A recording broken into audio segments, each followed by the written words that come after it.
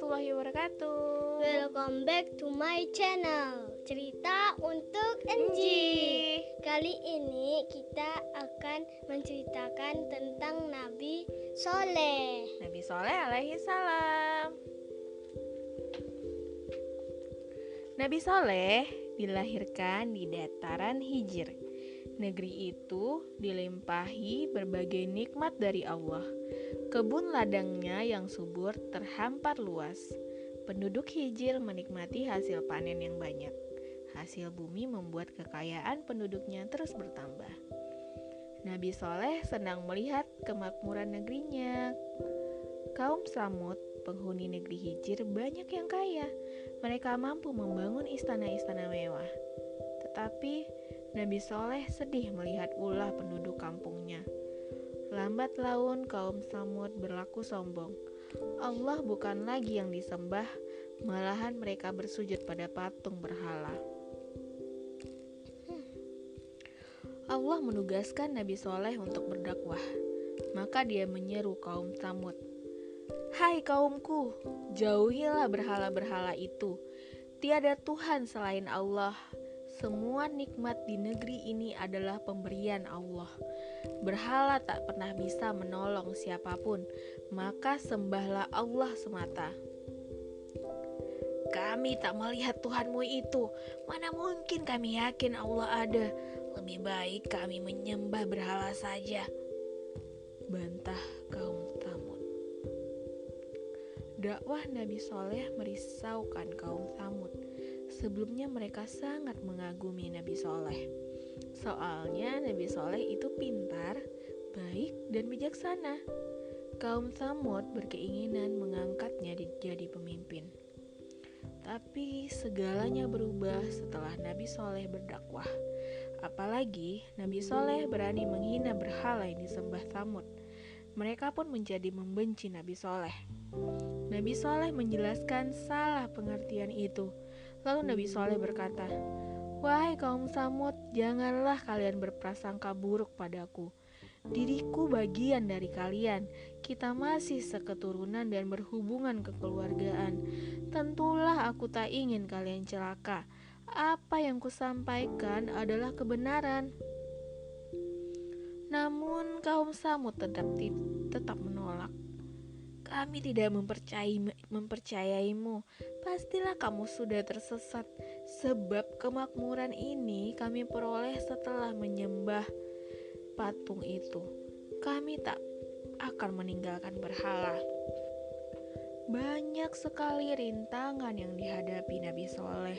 Namun semangatnya berdakwah mulai membuahkan hasil. Sejumlah penduduk Tsamud menyatakan beriman. Nabi Soleh menyambut gembira para pengikutnya. Sementara itu, para pembesar Tsamud semakin gelisah. Mereka ingin mempermalukan Nabi Soleh. Suatu hari, mereka bertanya, "Hai Soleh, kamu pasti pendusta. Apa buktinya kamu seorang nabi?" Lalu Nabi Soleh balik bertanya, "Jika mukjizat itu ada, maukah kalian beriman?" Kaum Tsamud yakin Nabi Soleh tak punya bukti.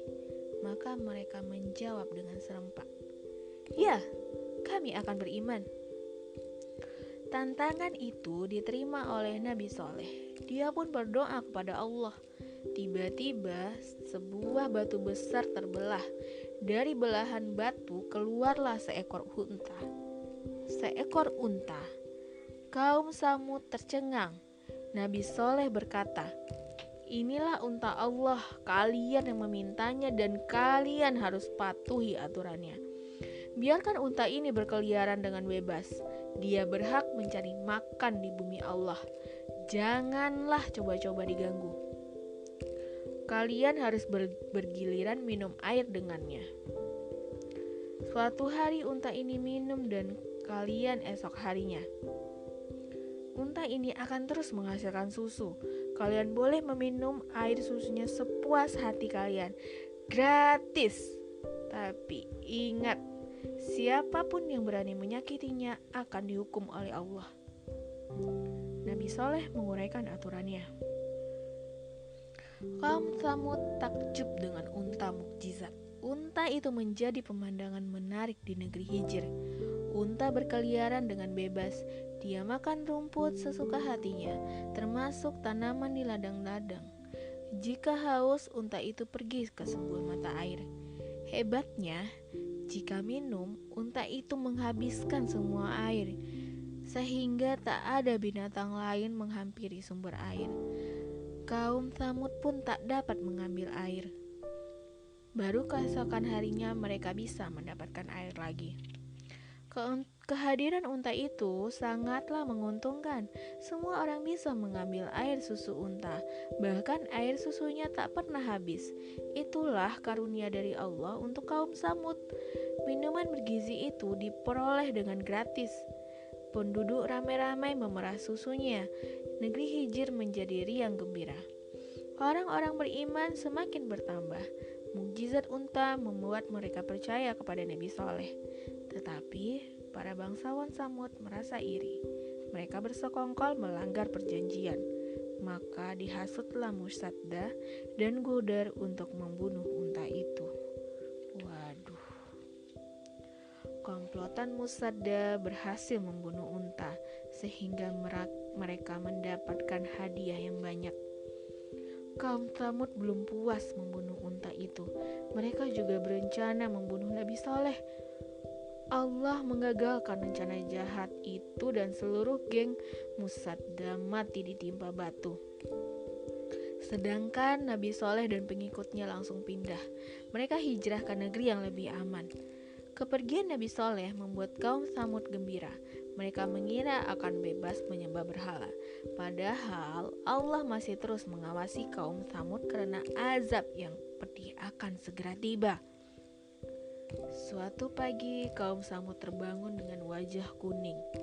Sekalipun dibasuh, warna itu tak hilang juga. Mereka menjadi kebingungan. Hari kedua, wajah kaum Tsamud menjadi merah. Mereka cemas dan ketakutan. Besoknya, wajah mereka menjadi hitam. Kejadian itu bukanlah hal biasa. Mereka sadar azab Allah sudah dekat. Kaum Tsamud pun menjerit panik. Cepat cari Soleh, cepat. Kita harus minta ampun. Kita tak akan menyembah berhala lagi. Tapi pencarian mereka sia-sia. Nabi Soleh sudah pergi jauh, sedangkan azab Allah telah datang. Halilintar menyambar-nyambar. Blah!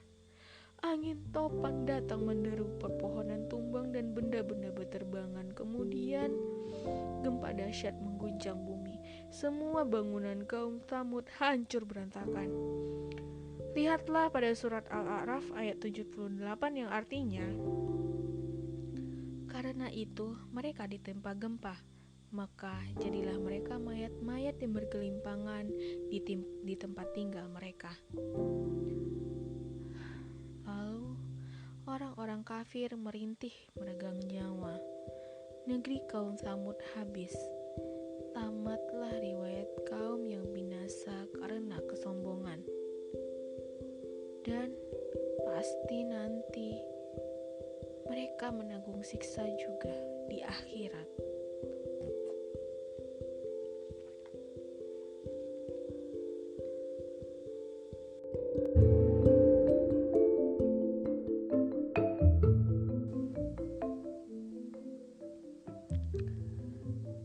Pada surat Hud ayat 67-68 yang artinya, dan satu suara keras yang mengguntur menimpa orang-orang zalim itu.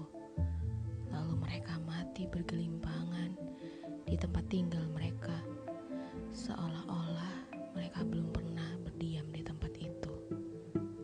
Ingatlah, sesungguhnya kaum Tsamud mengingkari Tuhan mereka. Ingatlah kebinasaan bagi kaum Tsamud. Itulah penggalan sepotong ayat dari Al-Quran, yaitu di surat Hud ayat 67-68, di mana di sini ceritakan tentang nasibnya kaum Tsamud setelah durhaka kepada Allah. Nah, ternyata berkata, berdasarkan hasil studi arkeologi dan sejarah terkini mengenai kehidupan dan peninggalan bangsa Tsamud ini, para peneliti arkeologi berhasil menemukan dan menangkapkan keberadaan kaum Tsamud di antara Yaman Selatan dan utara Madinah yang disebut dengan Madain Soleh. Di Al-Quran juga disebutkan kalau kaum Tsamud itu membuat rumah atau bangunan sesuai dengan gaya hidup mereka. Seperti di dalam Al-Quran disebutkan bahwa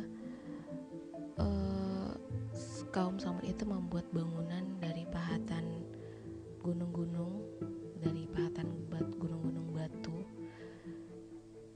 Dan kaum Tsamud itu merupakan anak dan cucu dari kaum Ad.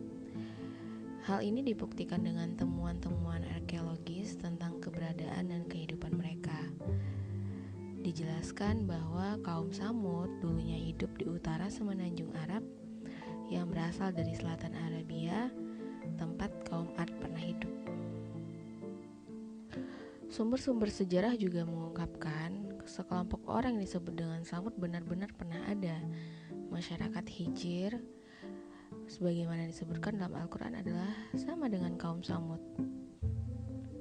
Kata Tsamud adalah nama dari suatu kaum, sedangkan kata Al-Hijr adalah salah satu di antara beberapa kota yang dibangun oleh orang tersebut.